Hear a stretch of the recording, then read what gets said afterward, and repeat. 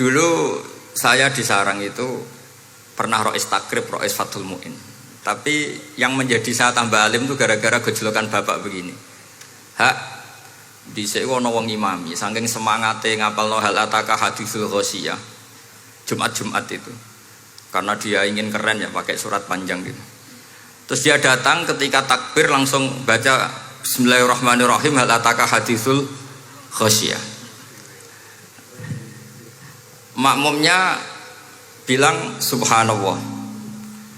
Karena dia agak pede dengan surat yang panjang diganti kul ya ayyuhal kafirun. Makmumnya masih bilang subhanallah. Sampai berkali-kali diganti surat kulhu, ya makmumnya tetap bilang subhanallah. Karena nggak tahu caranya mengingatkan kalau imam itu tidak baca Fatihah. Karena ada satu cara yaitu kon ngelingno ngangge napa? Subhanallah. Akhirnya wonten makmum sing nekat ora maca Fatihah.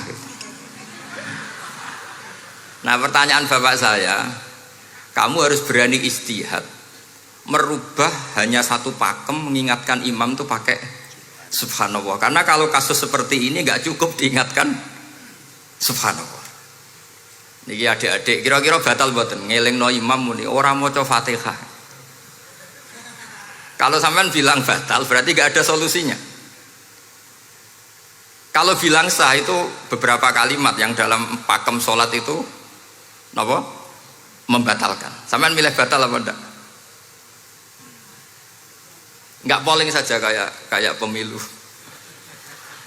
Sampai saya tuh cari-cari, akhirnya ketemu juga di kitab Mizan Kubro diterangkan oleh Imam Malik bahwa kalamul musolli, musolli itu ngomong, kalau itu manfaat, tapi jangan ditiru loh ya, dan darurat, ya, dan darurat, maka itu boleh dan tidak membatalkan sholat. Misalnya imam sholat kemudian di bawahnya ada bom atau ada ular kobra, kalau nggak ada cara ya mau tidak mau harus diingatkan pakai kalimat. Karena kalau subhanallah tok nanti gonta-ganti surat saja. Tahu-tahu mati dipatok ular apa? Kobra. Sehingga dari gejolokan-gejolokan seperti itu akhirnya saya berpikir, sampai saya nyari kitab-kitab Al-Madzhabul Arba'ah. Karena memang nggak cukup.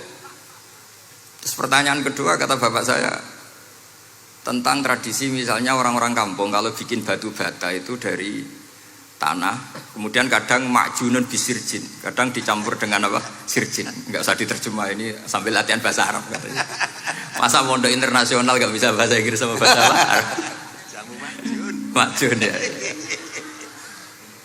Ternyata mazhab Syafi'iyahnya membolehkan atau nganggap alatut tohara itu dua, alma wa turab.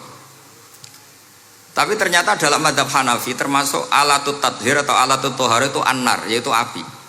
Alasan Abu Hanifah, orang mukmin yang banyak dosanya itu untuk masuk surga itu disucikan dulu di neraka. Artinya an-nar itu al-mutahhirah.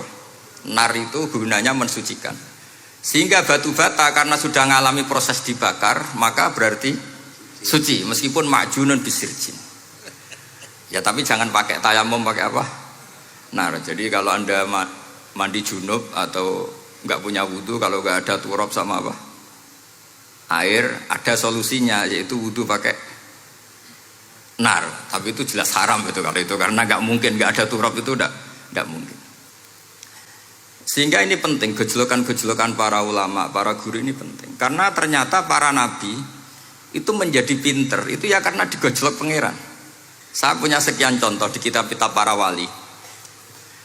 Ketika datang malakul mauti ke Nabi Ibrahim dan akan mengambil nyawanya, itu Nabi Ibrahim tangklet, kowe sapa? Aku malaikat. Ono apa?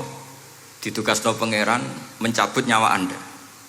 Terus kata Nabi Ibrahim, apa kamu tahu saya ini siapa? Ya tahu, Anda Khalilur Rahman, kamu kekasih Allah. Terus kata Nabi Ibrahim, hal ra'aita habiban yumitu habibah. Masa ada kekasih membunuh yang dikasih? Pasti Anda salah. Ya karena malaikat gak pernah ngaji di sini, di progresif ini. Dia tidak bisa jawab. Akhirnya niki kalau pamit, niki kalau sembuh niki cekap. Niki cekap. Bingung, betul kulino nih bingung.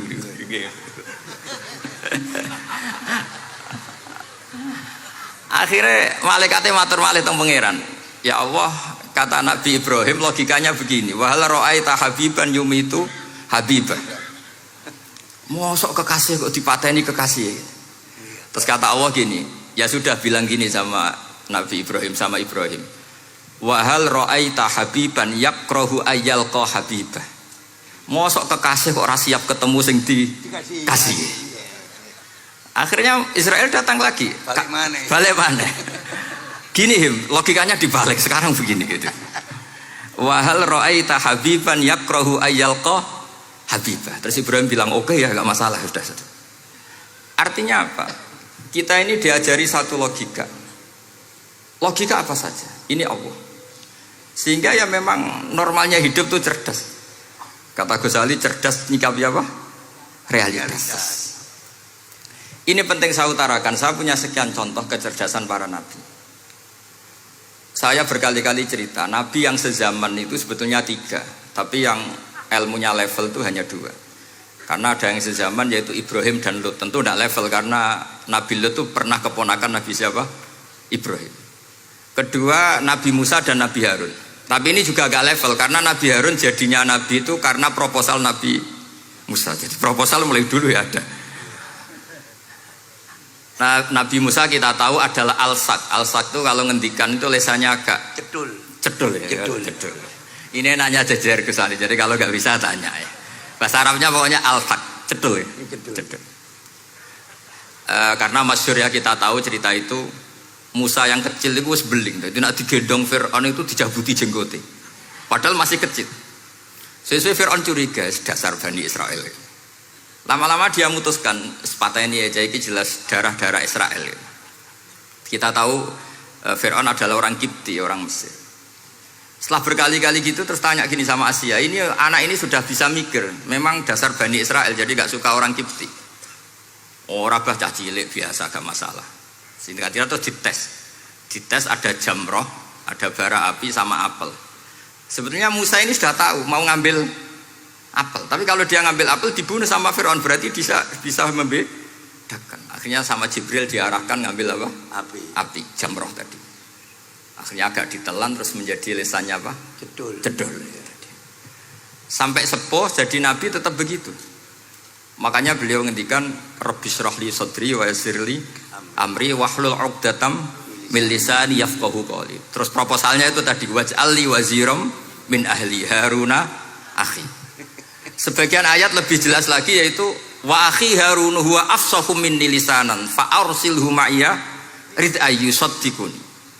Jadi dan saudara saya Harun lebih fasih berbicara daripada saya. Jadi kualitas ilmiahnya bagus Musa tapi jubirnya itu Harun. Ya kira-kira gak Mbah Lim dulu ya? Iya Mbah Lim. Ya, kita. Jadi ini saya jubirnya Gus Ali, saya Harun, ini Musa. Maksudnya kaya karena sudah ada nabi. Singkat cerita, karena Musa itu agak alsak, sehingga Harun ini ya nggak levelnya. Padahal sezaman, sehingga ya nggak pernah bantah-bantahan, nggak pernah adu argumen. Yang benar-benar nabi sezaman dan kemudian sering adu argumen adalah Isa dan Yahya. Kita tahu umurnya ya imbang, kualitas al-mazaya wal wada'il juga imbang. Nabi Isa kita tahu wa yukallimun nasa fil mahdi wa kahla. Mulai kecil bisa ngendikan, ya sudah pinter. Nabi Yahya kita tahu ya Yahya khudil kitaba biquwah wa atainaul hukma sabiyya. Jadi sama-sama pinter. Wa hananan min ladunna wa zakah wa kana taqiyya. Itu dua beliau ini menjadi satu manhaj besar dalam Islam. Itu kalau main ke salah satu kampung, itu Nabi Isa tanyanya aneh. Aina syirarun nas? Orang-orang yang jelek-jelek itu di mana? Orang-orang fasik itu rumahnya mana? Kalau Nabi Yahya tanya, aina khiyarun nas? Orang-orang baik itu di mana? Akhirnya dua beliau ini saling berargumentasi. Kenapa kamu tanya aina syirarun nas? Terus Nabi Isa katanya, lah kenapa kamu tanya aina khiyarun nas? Terus kata Nabi Yahya, enak kancanan wong soleh, gak ruwet kan? Kancanan wong soleh itu kan enak, gak dibodoni, gak ruwet. Pemenang kancanan wong mati, sering bodoni gitu. Masyhur itu cerita Gus Dur, Gus kenapa sering ziarah? Kancanan wong urip sumpek. Iya. Wong mati gak tau bejo. Wong mati gak tau bejo. Ini teman ziarahnya bapak. Mau mati rada bejo ya. Itu ya ini santai-santai saja, relax saja. Karena saya sudah tahu mau ngomong apa. Nanti kalau ingin serius ya ngaji sama saya, harus khatam biar enggak jadi korban kama sayati sama kama takodam. Akhirnya Nabi Yahya gantian tanya, kenapa kamu tanya aina sirarun nas? Itu masyhur beliau. Ini dalam kitab Tabaqatul Asfiya karangan Abu Nu'aim Al-Asfihani. Riwayat Sufyan bin Uyainah, gurunya Imam Syafi'i. Jawabnya Nabi Isa unik. Ana an-nabiyyu, saya ini nabi. Biman zilatit tabib. Nabi itu ibarat dokter. Udawil mardo. Di mana-mana dokter itu cari orang sakit. Makanya di NU itu banyak kiai-kiai yang nangani orang-orang fasik. Dakwah ning gone wong nakal-nakal. Itu ya ada khazanahnya, asal gak keterusan katut gitu saja. Jadi kalau kamu niru Gus Mek itu sebenarnya konsepnya satu, asal ada bukti jadi wali dan tidak katut. Kalau ndak ya sudah usah. Gak usah wae kata Gus Ali sudah. Kalau nggak kelasnya jangan. Sehingga dua beliau itu jadi khazanah besar. Misalnya Anda jadi kiai di daerah-daerah yang Islamnya sudah maju. Mungkin Anda ini hanya mendapat fasilitas dari Islam. Makanya saya sendiri secara pribadi, misalnya kecelok pinter, tah ranking, tah juara musabaqah tilawatil Quran, kadang dari sekian prestasiku untuk umroh mendapat. Karena kita punya prestasi di daerah yang prestis. Sementara teman-teman kita, makanya ini kalau ada santri progresif yang nggak pinter, tak kasih ijazah, tak kasih support. Barokahnya tidak pinter, akhirnya hidup di daerah tertinggal. Barokahnya hidup di daerah tertinggal, Anda muassisul ma'had, Anda muassisul masjid. Sing prestasi hanya mendapat dari negara, yang tertinggal malah memberi kontribusi. Akhirnya apa? Lama-lama ini yang prestasi coro Jawa ngatok tomak. Saya dapat apa? Sementara yang di desa tertinggal saya bisa memberi apa? Sehingga Allah bikin wong bodoh itu ada rencana besar itu kira. Jadi mau orang bodoh itu gak ada orang-orang santri yang hidup di daerah-daerah apa? Tertinggal. Main golek prestasi, golek umroh. Terus ambisi ngimami masjid haram bareng. Terus kapan dakwahnya? Karena yang diburu itu mendapat, bukan memberi. Ini bahaya sekali bagi Islam. Sehingga tradisi guru-guru kita, nah santri pinter ya dilem, santri bodoh ya dilem, santri bulet ya dilem, santri setengah bulet ya dilem, sekabeh kaulane pangeran. Kok ana hikmah dhewe-dhewe kata gitu. Tapi ini bukan justifikasi atau melegitimasi kenakalan anak-anak Anda. Ini mau cerita ilmiah.